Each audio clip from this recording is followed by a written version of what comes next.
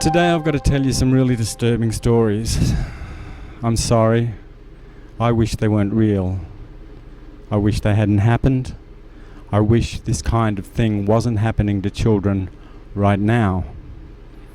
I know of them only because I grew up in that world, worked in it, escaped it, and have learned how to talk about it. No one on the outside will know about these because it's a closed cultural institution that hides within itself. So let's do it. There's a woman I call Anne. She operated her own small brothel. She worked in it and had a number of workers. She took a partner. She had a baby girl. One day she walked in on her partner caressing the vagina of her 12-month-old baby whilst he masturbated. Another that I'll call Judy was the daughter of a sex worker. Her mother dealt with her own pain through a mixture of drugs and alcohol. She reached a point where she saw no difference between working outside the home and bringing clients back with her. Too many times, as she slept off the latest coping overdose, her clients turned from her to the fresh meat that was her teenage daughter.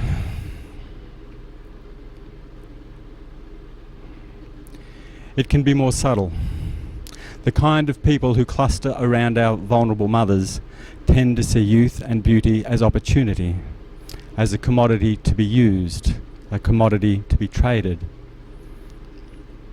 I was 18. I was seriously seeing someone that my parents deeply disapproved of. They took me to visit one of their workers who had a 14-year-old daughter. Her father had been currying favour with my parents to ensure that his wife's position as a commodity was never threatened, because that would destroy his own comfortable life. He gave my parents the occasional gold Krugerrand, other gifts, all earned from the proceeds of his wife's work. One day, he decided to give them another gift. Before the visit, my father told me that this gift wore black underwear so that she always looked sexy. Her father liked her like that. This was supposed to inspire my desire, my imagination. When we arrived, I was sent off with this daughter with the full approval of her father and mother to do anything I wanted to do. The fact that I didn't is kind of incidental. The opportunity was presented and I was expected to act as the kind of man that my parents and her parents knew.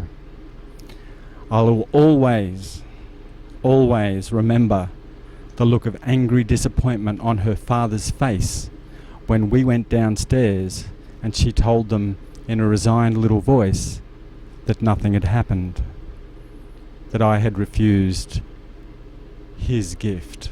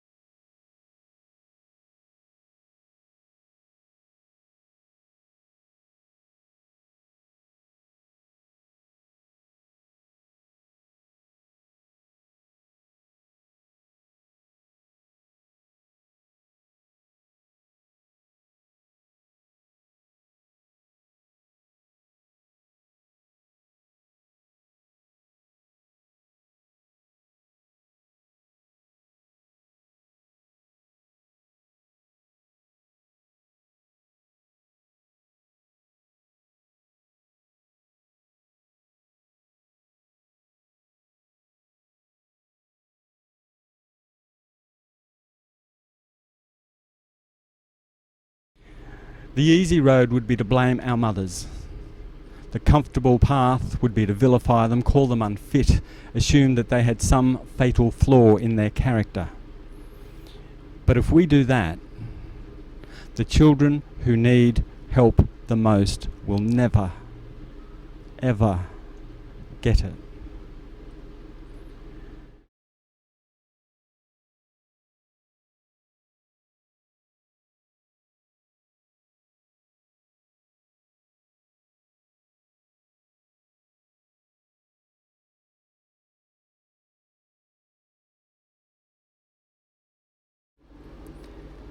My mother was a sex worker and my father was her pimp. About now, I imagine you asking, why have you never heard about the children of Western sex workers before? It's a crucial question. It deserves a response. Only someone who was born into that world, grew up in it, was put to work in it by their parents, escaped it, learned to acquire the tools to understand it and talk about it, can truly answer that. Someone like me. I'm the only child of a sex worker that I know who has dared to speak. So why are there no books, no histories, no films written by us or for us or about us? Ask yourself, who does any child turn to when they need help, hope, understanding, or protection? Their mother? Mine made me promise that I would never tell. Their father or stepfather? That won't happen, especially if they're perpetrators of the abuse. Family? Mine left me in no doubt what would happen to me if I dared to ever speak. School friends or teachers? The times I dared to make a partial disclosure about my family. I was bullied, I was ostracised, I was driven out of their nice world, and I had to go home. Older acquaintances. Sometimes they're titillated. Sometimes they see me as available. Sometimes they switch off and turn away. A few have wanted me to help them open their own brothel. The police. That's a little hard when you've met as many of them as I have in your parents' brothels. University leaders. As a student, I was told it was just another business. As a lecturer, I was sidelined or eliminated because I just might contaminate their world. Worse, I might reveal their own dirty secrets. Health professionals. There was one who wanted to heal me by having private sessions where we could view abusive kiddie porn together. I declined. Another claimed the right to understand me by virtue of their having experience controlling rapists, child sex offenders, and other criminals within the penal system, because in their eyes, that was where I belonged. What about the Australian Royal Commission into institutional responses to childhood abuse? I tried. The upshot is that we are excluded from consideration because ours is portrayed as abuse that happens in the home, as if there were no government or institutional influence. There's no one we can talk to, nowhere we can go for understanding. There is no safe place for us to speak. Statistics show 1% of all women have made money from the sex trade. When we combine that with other research that shows that sex workers have as many children as good mothers, nurses, teachers, policewomen, 2% of all children are directly impacted by an industry so large that it's counted in some countries' GDP. At 2%, nearly every classroom in every school will have at least one child of a sex worker in it.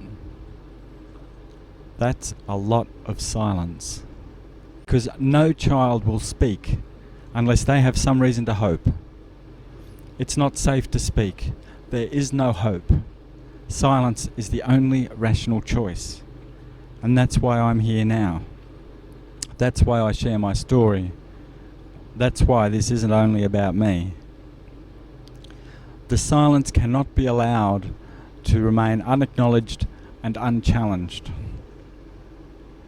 Our reality is we're isolated and we are unseen.